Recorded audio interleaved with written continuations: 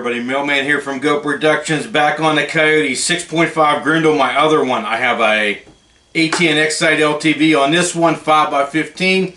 Got my Thor 4 on another one. I like the 6.5 Grindle so much that I got two setups.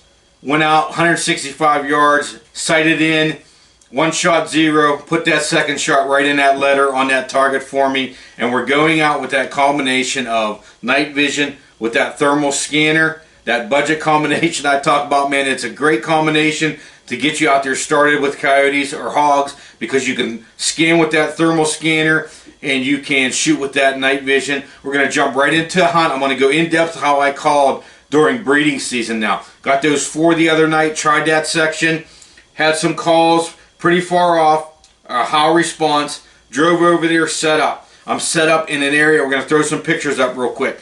I'm sitting on a fence line. There was a little bit of a moon. I had the cows behind me, but I'm sitting on the field and I got 75 yard to the wood line. I cannot hunt into the wood line, but I can hunt out in the field that I'm in. It's a common situation where you can't go onto maybe state land or game lands or a neighboring property, but you want to try and call them out of there. I got an oak tree about 197, almost 200 yards to the wood line that comes out into the field. There's a creek with a wood line. If I can get that coyote to come into that area, sighting in at 165, I'm really good with that shot in that field zone. So during the breeding season, talk a little bit, we're going to go a little bit into how I call. Not saying it's the greatest, but this is how I do it. It's pressured land. A lot of coyote hunters in the area, a couple coyote hunters on this land. But what I like to do is I like to get in there and play a little bit and shut off, play a little bit and shut off. So when I moved into this area, I moved close to those howls.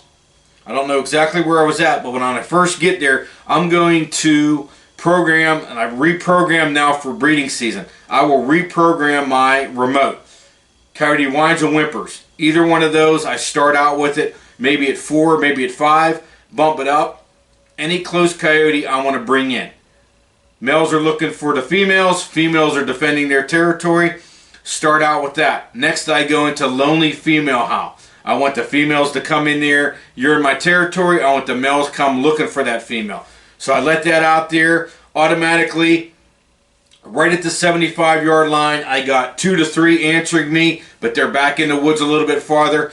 At about the 197 line that I drew on the map, I got another set. There's 2 that answer me. A deeper howl, older coyote, but they're a little bit closer, but they're going back and forth between the 2 groups. I'm in good right here. I'm just going to sit down. I'm actually sitting down because I don't have a plate yet on my handguard. The plate that I mount on the bottom for my tripod, I got my triclops, so that has me standing up. I don't like this too much. When I'm sitting down in a deer blind or something, I use that. So I'm down. You're going to see a little bit of shakiness on this shot as I reposition, but that's because of my setup. Now, I got the response. Wait 2 to 3 minutes, maybe 5 minutes. I go back to whines or whimpers. I'll throw in an estrus chirp now. I'm putting any kind of estrus chirp on my remote. I'm throwing that out there now. 15 minutes in, nothing out in the field yet. I'm constantly scanning with the thermal. Play a little bit, scan, play a little bit, scan. Now I go into aiming interrogation howl from Predator Tactics. Play 3 howls, pause it. 2 howls after that, pause it. No response at all, but I know that they can hear me. I know these coyotes hear me. I'm just playing that I'm still out in the field. I'm another female out in the field. Go back to the whines and whimpers. I throw a little bit of coyote scrap in there. Not necessarily an all-out fight, but it is a 2 coyotes meeting, couple coyotes meeting, kind of tussling around a little bit. Go back into those whimpers and whines, estrus chirps. Every 2 to 3 minutes, I'll play it for about 30 seconds, maybe a minute, and then I'll shut it off. About 20 minutes into the set now, and as I'm scanning, I catch down there about the 175 yard range. I catch a coyote in the wood line. Comes out there and he stops. Doesn't come out into the field, but stops in the woods still, but I can see it standing there. What I do is I grab my remote, just a little bit of whimpers or whines. Hit it very low, 3 to 4 power. As soon as I hit it on there and I knew that coyote heard it, it started to come out into the field. Then we're going to jump to that video. What I did is I automatically pause it.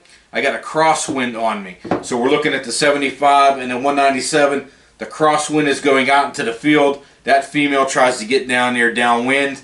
I let her go out there a little bit of ways, get situated right, give her a lip squeak until she stops, and I drop her about 170, 175 yards out there in the middle of the field. Just a perfect setup. So I want to tell you what I'm doing during the breeding seasons. I'm hitting them with them howls, and then I'm going into the whines, whimpers, anything like that, estrus, chirps. I did load up a bunch of mating calls, mating rituals, anything like that you want to throw out there just to bring them in that extra little bit. The moon was out last night, so I got that one to come out in there. But that's how I'm kind of approaching it now until March, into March, and then I'm going to reprogram that remote with totally different sounds. But right now, those are the ones that hot. Thanks for checking out. We're going to be having much more with the XSight LTV and the thermal scanner, that budget setup. We're just moving up into that 5x15.